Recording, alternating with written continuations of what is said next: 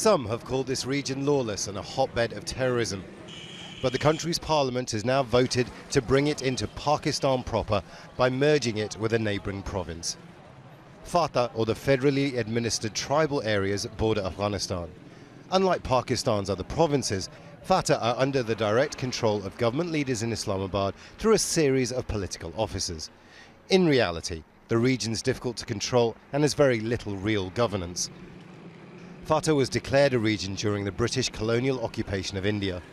British troops found the area unruly and struck a deal with the local tribes to make a buffer zone between British India and Afghanistan. Pakistan formalised that system after the creation of the country in 1947.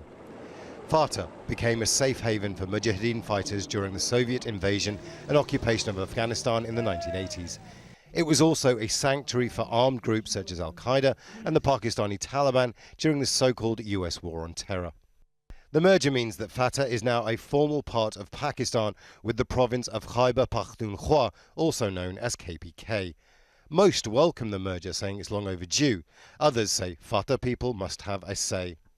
Well, it's very unfortunate. It's done in a haste without consulting the people of FATA. It is a strange democracy in the country.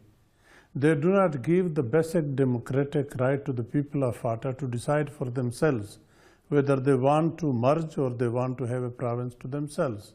This decision is made for them by others, outsiders of FATA.